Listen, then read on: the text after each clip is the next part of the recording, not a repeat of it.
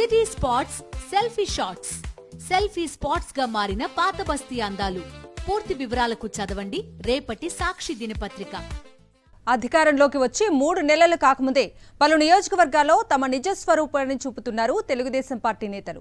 అరాచకాలు, విధ్వంసాలకు తోడు ఆధిపత్యం కోసం ఒకరిపై మరొకరు వ్యూహాలు పన్నుతూ ప్రజా సంక్షేమాన్ని మరిచిపోయారు. కొన్ని చోట్ల పదవుల కోసం, మరికొన్ని చోట్ల పన్నుల కోసం, ఇంకెన్ని చోట్ల ఇసుక దందాలు. ఇలా చెప్పుకుంటూ పోతే రాష్ట్ర వ్యాప్తంగా టీడీపీ నేతల అరాచకాలు శృతిమించిపోతున్నాయి. కూటమి ప్రభుత్వం మేనిఫెస్టోను అమలు చేయకపోవడంతో మరొకవైపు ప్రజల్లో తీవ్ర అసంతృప్తి చెలరేగుతోంది.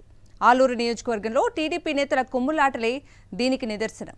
ఇది కర్నూలు జిల్లాలోని ఆలూరు నియోజకవర్గం. ఇక్కడ ఇటీవల జరిగిన ఎన్నికల్లో వైఎస్ఆర్సీపీ అభ్యర్థి బి వీరూపాక్షి టీడీపీ అభ్యర్థి వీరభద్రగౌడ్ పై విజయం సాధించారు.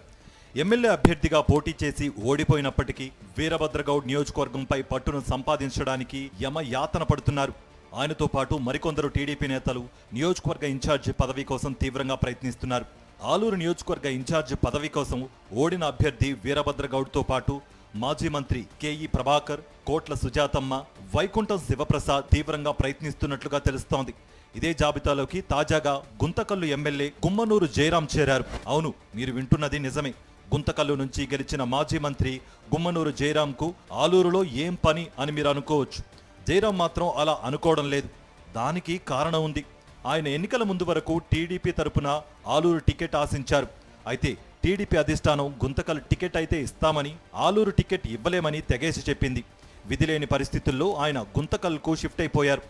అయితే అన్నీ కలిసొచ్చి ఆయన గుంతకల్ నుంచి విజయం సాధించారు. ఇంతవరకు బాగానే ఉంది. కానీ ఆయన గుంతకల్ ప్రజల గురించి పట్టించుకోకుండా యథావిధిగా ఆలూరుపైనే ఫోకస్ పెట్టారు. గుమ్మనూరు జయరాం ఆలూరు నియోజకవర్గంపై తన పట్టు కోల్పోకుండా ఉండేందుకు తన సోదరుణ్ణి రంగంలోకి దింపి ఇన్ఛార్జి పదవి ఆయనకు ఇప్పించేందుకు ప్రయత్నాలు చేస్తున్నట్లుగా తెలుస్తోంది. అందులో భాగంగానే నియోజకవర్గంలో వైఎస్ఆర్సీపీ తరపు నుంచి గెలిచిన జెడ్పీటీసీ, ఎంపీటీసీ, సర్పంచులను టీడీపీలోకి లాగేస్తున్నారు. తద్వారా చంద్రబాబు దగ్గర మార్కులు కొట్టేయడానికి గుమ్మనూరు జయరాం విపరీతంగా ప్రయత్నిస్తున్నారు.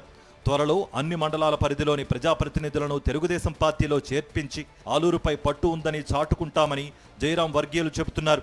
దీంతో తన కుటుంబం కూడా ఆలూరు నియోజకవర్గ ఇన్ఛార్జ్ రేసులో ఉన్నట్లుగా జయరాం చెప్పకనే చెబుతున్నారని పలువురు చర్చించుకుంటున్నారు. అంతర్గత కలహాలతో 35 ఏళ్లుగా ఎమ్మెల్యేగా గెలవలేని టీడీపీ నేతలు తాజాగా ఇన్ఛార్జి పదవి కోసం కొమ్ములాడుకోవడం జిల్లాలో చర్చనీయాంశంగా మారింది. అధికార పార్టీ తమదే కాబట్టి ఇన్ఛార్జి పదవి దక్కినా చాలు, ఎమ్మెల్యేలాగా వెలిగిపోవచ్చుననేది ఇన్ఛార్జి పదవి ఆశిస్తున్న నేతల ఆలోచనట. ఈ పదవి కోసం మొన్నటి ఎన్నికల్లో ఓడిపోయిన వీరభద్రగౌడ్తో పాటు మాజీ మంత్రి కేఈ ప్రభాకర్, మాజీ ఎమ్మెల్యే కోట్ల సుజాతమ్మ, మాజీ ఇన్ఛార్జ్ వైకుంఠం శివప్రసాద్ తీవ్రంగా ప్రయత్నిస్తున్నట్లుగా తెలుస్తోంది. ఆలూరు నియోజకవర్గ ఇన్ఛార్జి పదవిని అధిష్టానం ఎవరికి ఇస్తుందనే దాని మీద ఉత్కంఠ నెలకొంది.